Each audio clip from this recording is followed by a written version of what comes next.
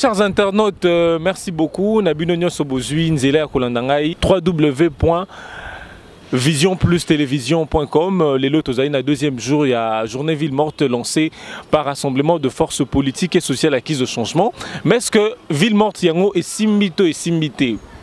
Finalité à Ville Morte parce que Ville Morte baza toujours que lansaka na finish zomona une frange ya opposition bazo et la poste ministérielle ba koti allez to bandi su kolanda ba Ville Morte to relobel également mamboleka qui lundi 7 août na Kinshasa pe na Congo central oyo selon la police nationale congolaise a attribué événement malheureux les cas qui na Congo central pe na Kinshasa na badepte ya Guru ne mona mieux causé 12 morts na Kinshasa pe na Congo central bilan ils en ont nous provisoire, d'autres parlent de 5, d'autres parlent de 14, d'autres parlent de 10. Finalement, on finira toujours par avoir un bilan provisoire. Et alors, Nawana, jeunesse, il peut perdre et lancer qui message dernièrement et proposer état d'urgence. Vu différentes attaques tout ça au monde en Kinshasa. Kinshasa est comme cible. Après Est, Kasaï, le comme Kinshasa. Est-ce qu'il faut à tout prix recourir à l'état de siège ou état d'urgence?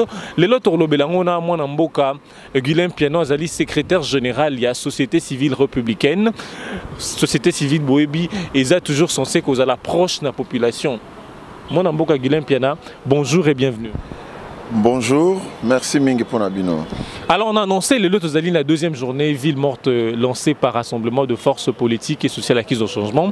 Baza toujours dans le cadre qu'on concrétisé feuille de route Nabango où il y a deuxième conclave. Moi Namboka Guilhem Piana Makani sina uzandengenini. Bon, au moni Namboka Nabiso mibeko likondi Amboka epesi bon somi na batu bakoko zwa bikate na bango ndenge balingi balansaki journée Ville Morte pour na mukolo ya lobi lendi eleki pe mukolo ya lelo. Bon, il est vrai que Ville Morte balansaki mais soko tambolaki na ngumba ville Kinshasa mobimbo komona te répondant ezaki penda makasi te pamba te batu basi ba mesani na biloko moko wana. Biloko moko pe eza ko apporter solution oyo penza yo population aza kozela te. Bokoye bete bambaleleki mingi soki bapesi mbele ya Ville Morte ezaka toujours na ba dégâts ya batu kokufa batu oyo bazoko bima paisiblement bakena ba activité na bango bazako keno kobundisa bango bazako keno ko attaquer bango alors mingi bakomi kozwa kobanga ya soki mbela ya Ville Morte pesami bazako boya na bango kobima koboya kobima non pas parce que balingi kobima te pour na Ville Morte mais kobanga ba makama oyo ezali ko leka na nzela soki mbela ya Ville Morte pesami pour na ba o balingi na bango kozala na Ville Morte te balingi ko sala misala na bango bazako subir ba attaque mbaleleki bomona ka ndenge batumbaka biso ba station batumbi ba bisi ya transport en commun pamba te batona babimaki bakena misala na bango nzoka liberté penza ngo ya démocratie et komi penza nano esosolami na kati ya batu mususu te.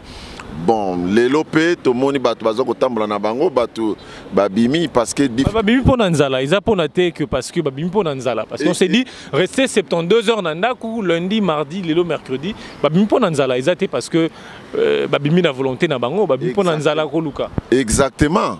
Yango ba commanditaire ya ba Ville Morte, sengelik ba intégraka aspect wana ya nzaleza na kat na batu. Alors okoko maintenir batu to ba mesana biso na Kinshasa to mesana ko kenoko beta libanga.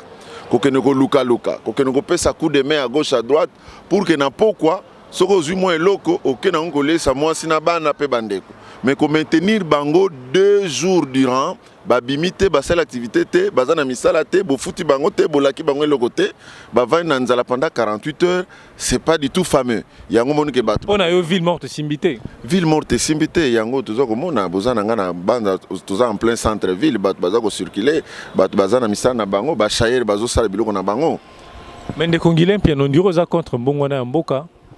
Non, mbongwana ya mboka mutako kozala contre mbongwana ya mboka azate. Mais mbongwana ya bolinga Kabila tikalaka azalaka toujours. Non, Kabila kotikala ndenge nini pamba te lobama ki polele te mandat Kabila esilaki. Et mandat Kabila lere ko sila mobeko likonzi epesi na endingisa te akovana na nebonga kino tangu bako organiser maponomi ya muto ya ko remplacer ye. C'est valable pour na ba mandat électif nyonso tout. Mpela moko ye bonga ya chef de l'État, bibongo ya ba sénateur, bibonga oyo ya ba député national, pe ba députés provinciaux ti lelo bango nyoso bazana na kate ba assemblée na bango. Mais kasiba na mboka baza au mona clarté na makambo tadi maponomi parce que enrôlement ti lelo na Kasai central lo bezaki une année à Chimbulu le wood kuna ba enrôlement ti siko non est limité pe ba prometaki d'ici là calendrier électoral beza partiel eza globalité vous avez au mona te que réalité ngo eza pena flou oyebi balobaka balukaka biloko kolia biloko ya moto mbangu te. Problème na biso ya Congo lelo mingi na ba politicien eza bazomema biso kaka na mouvement kibwidi nde loko oyo biso tozoko linga te na ba fin politique na bango ba mema population na mouvement kaka ndengwana sans que ba yebisa bango makambo nini réellement oyo ezoko salama. Problème ya calendrier électoral ezali ngate mna bimisa calendrier électoral. Eza gouvernement te mutabimisa calendrier électoral. Eza chef de l'état te eza même pas population mutabimisa calendrier électoral. Calendrier électoral ezali na maboko ya organe technique oyo babengi CENI. CENI abandaki banrôlement pe ya renouvellement ya fichier électoral na ye. Na Kasai ndenge toyebi biso nyonso mwa nungu ezalaki kuna ya bato ya kamwe na ensemble.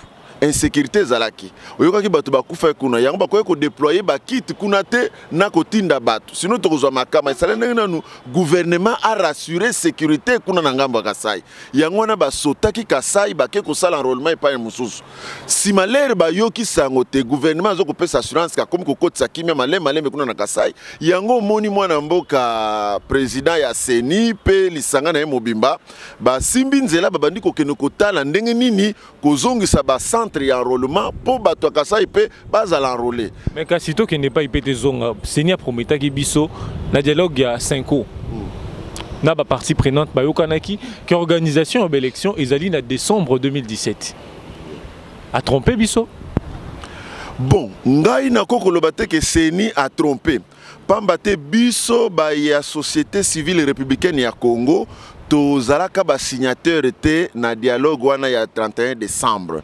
Pour na ba raison biso toyebi to bande yo bozalaki te na oya tozalaki mais kasi na oya ya 31 décembre pas ya 5 tozalaki te pamba te to monaki te dialogue wana d'abord ezalaki mal négocié et puis mise en application ba résolution na bango ya dialogue à le 31 wana ezoko simba te parce que ba lobby était pour na makambo wana tambola ndakisa makambo ya epa ya CENI esengelaki esensa eza la mise en place mais kino na moya lelo yo kaka lobi ande to yoko yoka ba nommer bato ba kokamba 500 mais pe na nomination na bango ezoko sala manana na mwa ba contestation pamba te ba fissure ezoko fongoma bipai na bipai alors po pe maponami sala matoke na maponami esengeli te parlement ya biso ya république eye ba ko voter loi ya répartition ya siège. Et qu'on vote loi à répartition à siège ndengenini pour nous baza kutu na minute tozolo baza na congé parlementaire et sengeli bango bazonga congé parlementaire baye bakomona misani ezala bango na mesa baye bakotia loi électorale ya répartition ba siège na pas na CENI pe aye bakosilisa e ba nombre ya ba enrôler nyos na république mobimba si mabale kana étape mususu à l'entretemps organo ya suivi ya makambo nyos ya bango ya ba corps wana nanu kutu bureau et comme effectivité.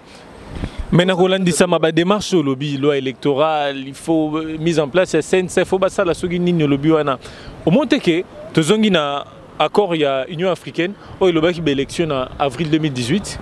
Yango tolobi boye na banza na dialogue il y a le 18 octobre 2016 et zalaki dialogue moko zalaki plus ou moins raisonnable na ndenge calendrier ya koleka na maponami et pesamaki pamba te organe technique même ba expert ya OIF ba lobaki biloko wana te kozala biso passe ba organiser élection na décembre 2017 pona nini te tokene na avril 2018 ndenge la kamaki l'air to sali dialogue ya cité de l'Union africaine mais ba politicien ya mboka Congo mingi pena ba oyo ba bengi mingi na opposition pe ba benga mi na G7 ba telemaki ba élection dans l'immédiat mais sikoyo tozo pesa raison na maima lobama qui est pas na expert parce que expert nde ba ko pesa bino expertise o bazana ngo par rapport ya makambu songolo pakala poto ke na mapone moko ezali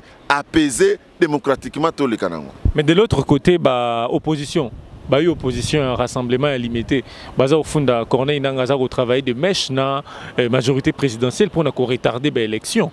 Bon wana ezo ko engager kaka bango ngai na koyeba te ko lobata zo ko travailler de mèche sur quel plan na point nini pamba te ye Corneille Nangazali institution moko indépendante to lobi senite aza indépendante ye azo ko zela te gouvernement ba lobi seni est un féodé.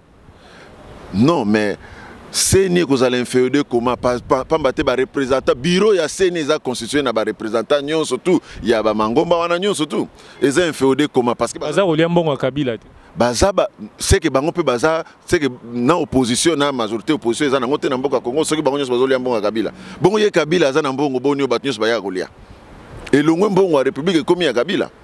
Non, nous devons, je crois, être sérieux envers nous-mêmes. Na makam tozo koloba, na ndenge tozo meme la population, na ndenge tozo kamba bango. Et senge toye ba koloba kabo solo na ba oyo bazo kolanda biso, na ba oyo toza liboso na bango lokola ba leader.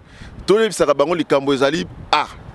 Poto koma na B esengeli to katisa mai wana. Mais poto katisa mai wana esengeli toza na boatu, toto katisa ngo ba mema biso na mokongo. Nde boy. Mais kokosa batu te, mais soko komi à l'approche ya makambo lobaki na bango moni ke kosala mate o baloli maloba na yo moko. Non. Lokole pa na biso Congo to loba le ridicule ne tue pas yango moni ba politique ba komi ko baluka biso makanisi ba komi ko loba makambo ezo ko simba na ngote mais pourvu que boyo ka bango lobi soki bazui bibonga ba kozala les mêmes histoires bazo ko reprocher lelo e ko sala me na bango peka ka ndenge moko. Mais nakolandisa nakolanda maloba na yo mwana mboka Guilhem Piana on dirait que idéologie na bino ya société civile républicaine bozali contre rassemblement ya limité hein. Bon, biso toko kolobate te tozali contre rassemblement limité. Pamba te non, na Rolanda parce que bato ba attend Rolanda émission oyo. C'est clair. Maloba wana nazongisilu yango yo moko. Pamba te biso tozali na Kinshasa tozoko mona. Bango moko balobi te ke bakabwani. Soko yoki bango koloba bazoloba te ke bakabwani. Alors biso toko ko kabola te ba oyo bango moko bazoloba bakabwani te. Biso tebi ke bazar rassemblement bango nyonso bazaki esika moko ba utaki na rassemblement na bango na mboka Belgique kuna na Genval ba ye nango koyawa bon soki il faut ba kabone sengeli loko moko kabone sa bango mais bango moko nano yokite soko otuni ndeko Félix Tshisekedi akoloba te ke ba kabone soko otuni ndeko nani président ya CESA akoloba te ke bazaya ko kabone soko otuni ndeko premier ministre Tibala Bruno akoloba te ke bazaya ko kabone bazolo baza batu moko. Mais biso to tiango na kati ya loya ke boko za la famille mais moi nungu ezakati na bino na famille mais pona biso to lobate bakabwani et pesa mele biso te eza libota na bango biso to za société civile républicaine biso to zali ko lela butu pe moyo ko belela pona ba valeur républicaine et mona na mboka na biso to yeba ko partager to yeba ko tonga mboka main dans la main po te mboka na biso e mata to nyokwa mingi batu bazoko lela mingi batu bakufi mingi esengeli to changer alternance esengeli salama ndenge tozolo bate na mikanda alternance politique esengeli salama tozela babongisa biso maponami tokenda maponami peuple na base nde ako sanctionner ba ebanso bazako loba butu pe moy na banzela télévision pe na ba radio. Mwana mboka Guilhem Piana société civile ekoma na couleur lelo soki pas Georges Kapiemba société civile proche au rassemblement de l'opposition. Ce qui est proche à rassemblement de l'opposition. Mais Bino Baza au fond Bino Baza proche à Joseph Kabila. Et pourtant, il faut Boza la coûte derrière population. Réaction des anines. Baye Baza au fond d'Abiso que tu as proche à Joseph Kabila. Baza au liambongo ya Kabila. Baye na ba preuve à Rotale Sate, Biso tu as proche à Joseph Kabila.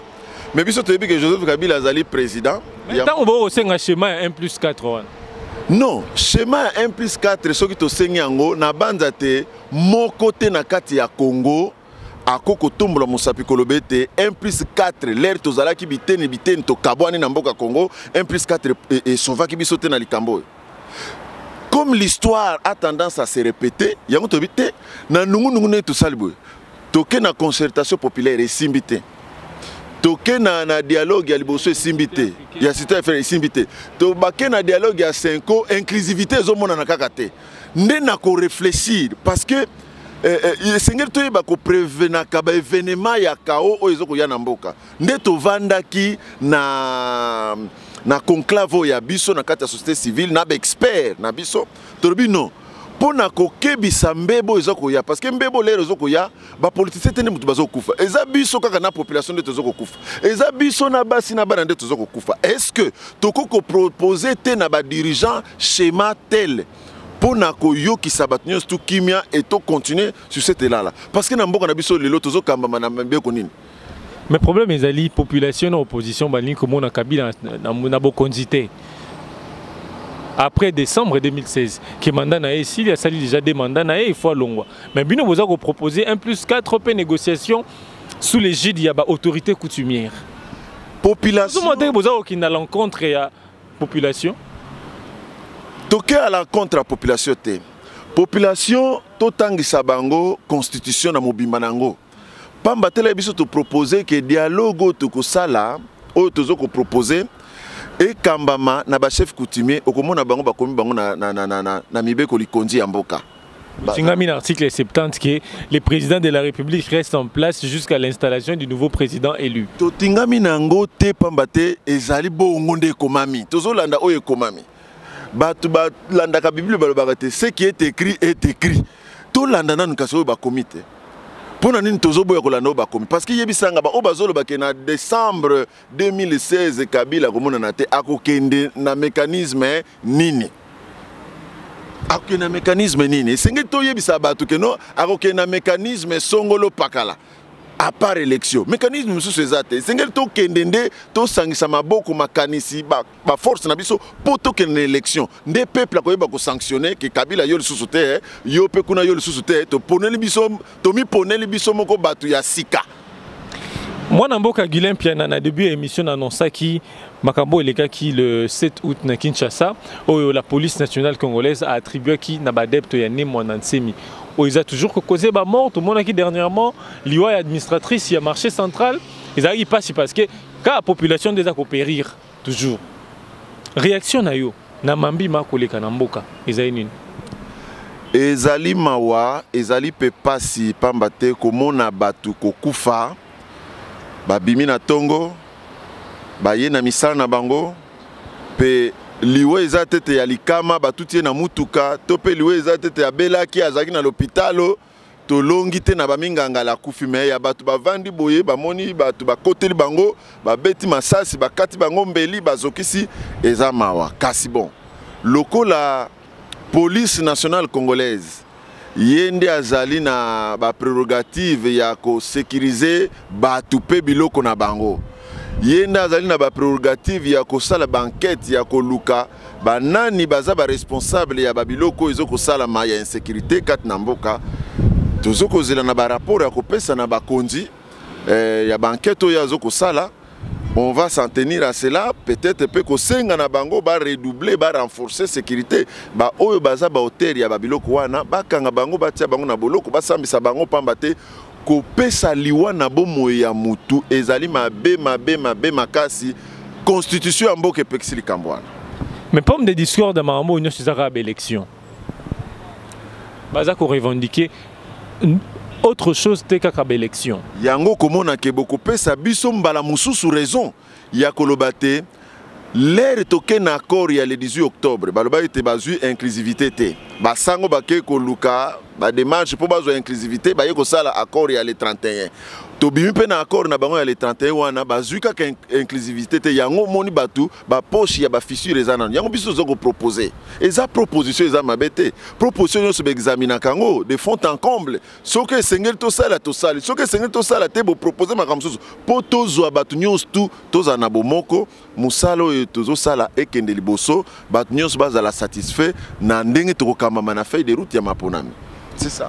Vu bah, différentes attaques aux Akoleka na Kinshasa, jeunesse il y a PPRD parti au pouvoir, bah proposé qui installation à état d'urgence dans la République démocratique du Congo. Ma continue les abonnés na proposition à PPRD. Bah jeunesse il y a jeune il y a PPRD. Bon, na yebi ko émettre pensée mon côté na o elobi bango bazaba na mboka na kati ya lisanga bamoni mabeko miko lekate na Kinshasa et comment la muki boya babomi mutu kuna babomi mutu nyonso wana ba élection bobite l'état tia état d'urgence comme ça towe baneni to sala après bon l'état azana ba mécanisme na ye oyo a décrétaka état d'urgence na kati ya mboka. Bon, ce qui a moni que ba balise nyonso wana ezana no aligné te. Beaucoup tindika ina makasi ta ke ne ko décréter état d'urgence. Aza kotala l'état azana ba service na ye, azana armée, azana police, hein? Aza kotala ndenge nini azana mbula matado ezako kamba biso. Akomona ce qui a décrété net état d'urgence, net couvre-feu, l'état par des voies officielles, y a l'état a kolobela bana mboka ke do pona likambo songolo pakala bana mukolo boye na décrété état d'urgence, on a décrété couvre-feu par rapport à makambo yo salama. Lokola l'état nano alobi biloko wana te. Biso tozoko mona te opportunité ya ko décréter un état d'urgence na mboka. Pamba te tozana na guerre te. Mais ça a poche, il y a fissure, il y a mécontentement, il y a tout moussou. Mais quand ça se répète, chaque jour il y a de morts. Mais les responsables de ces morts-là, sont connus. Tout et Seigneur Baz l'a connu. L'État ne doit pas se plaindre. L'État au pouvoir doit exercer le pouvoir qu'il a à son sein pour commettre fin. Nabilo Kouranyon Stoupé pour assurer Kimia.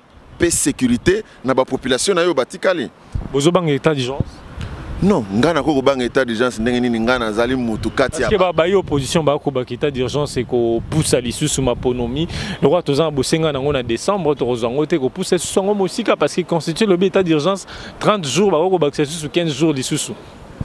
Je ne partage pas cet avis là ya ko banga état d'urgence. Mais ce qui y a nécessité, l'État monique singla zo état d'urgence, à cause de l'État, puis à cause de la processus tout ça, n'ango na ndengenini. Ce qui monique moyen zo état d'urgence c'est et que bibilo ko nezo salama, à cause mettre la main et pas ya bateau na bazo sala biloko bazo causer ba dégâts na population, à cause mettre la main sur bango. Et puis et cause nango esili. Qui ne dit pas que comme ezali ba chantage au bazo ko salana. Bango bato na pouvoir pe bato bazo ko conquérir le pouvoir eza ba chantage bazo ko sala pona ko instrumentaliser ba groupe wana ba créer instabilité na place to vendre.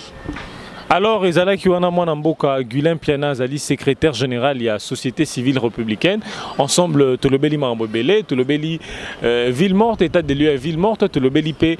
Maïmaleka qui le 7 août 2017, Oyo, la police nationale congolaise est attribuée Nababdept, il y a les gourous Nemwandansemi. Donc, merci beaucoup, Guilain Piana, Zaki Sengopo, Nangai, Koyambayo Lelo. Ngande na pesibino, merci Pambate, Bo Pesinzela, il y a éclairé Bande Konabiso Bazali. Na mikili ya libanda pour na ba problème réel au tozana ngo ana katamboka Congo. Merci. Merci beaucoup.